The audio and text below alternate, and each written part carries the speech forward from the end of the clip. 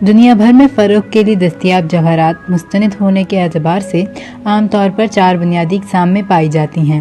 Number 1 قدرتی اصلی جواہرات، نمبر 2 مصنوعی جواہرات، نمبر 3 امیٹیشن یا مشابہ جواہرات، نمبر 4 ٹریٹڈ جواہرات۔ ان چاروں اقسام میں کسی جواہر کی شناخت اور درجہ بندی کرنا ایک عام فرد کے لیے ناممکن ہے، بلکہ یہ کام تجربہ کار جیمولوجسٹ کے لیے بھی مشکل ہے۔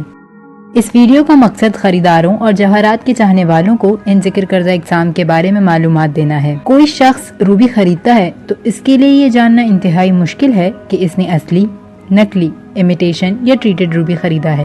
قدرتی یا اصلی جواہرات وہ جواہرات ہیں جو اس کی موجودہ رنگت، شکل و صورت کے ساتھ مکمل طور پر زمین سے نکالے گئے ہیں۔ ان جواہرات کو صرف تراشا جاتا ہے تاکہ ان کی خوبصورتی نکھر جائے اور زیورات میں استعمال کیا جا سکے۔ تاہم ان میں سے کچھ جواہرات کو بہتر کرنے کی غرض سے بغیر کسی آمیزش کے ہیٹ کیا جاتا ہے اور کچھ دوسروں کو بے رنگ تیل میں بھگویا جاتا ہے۔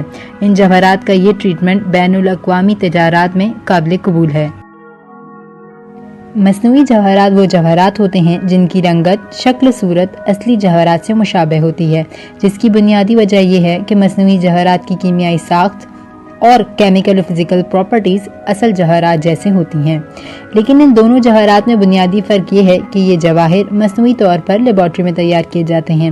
سب سے قدیم تخلیق کردہ جواہرات مختلف رنگوں کے نیلم اور اسپائنل ہیں۔ سب سے پہلا مصنوعی جواہر 1906 میں بنایا گیا۔ صرف ان تخلیق کردہ جواہرات کو مصنوعی کہا جاتا ہے جن کی قدرتی ہم نسب بھی پائی جاتے ہیں۔ مصنوعی جواہرات کی شناخت پیچیدہ عمل ہے۔ امیٹیشن جواہرات بھی رنگت، شکل و صورت میں قدرتی اور مصنوعی جواہرات کی طرح نظر آتا ہے، لیکن اس کی کیمیائی ساخت، کیمیکل و فزیکل خصوصیات مختلف ہوتی ہیں۔ اس طرح مصنوعی جواہرات کے مقابلے میں اس گروہ میں شامل جواہرات کی شناخت کرنا نسبتاً آسان ہے۔ ٹریٹڈ جواہرات میں ایسے کم معیار کے قدرتی جواہرات شامل ہیں جس کو مختلف قسم کی ٹریٹمنٹ سے شکل و صورت میں بہتر بنایا جاتا ہے۔ ان کی موجودہ رنگت، شکل و صورت مصنوعی طور پر لیبارٹری میں تخلیق ہوتی ہیں۔ ان جواہرات کی شناخت بھی ایک مشکل مرحلہ ہے کیونکہ یہ بظاہر اصلی ہوتے ہیں مگر ان کی شکل و صورت مصنوعی طور پر بنائی جاتی ہے۔ اب آپ بخوبی اندازہ لگا سکتے ہیں کہ ایک عام انسان کا ان جواہر کو شناخت کرنا تقریباً ناممکن ہے۔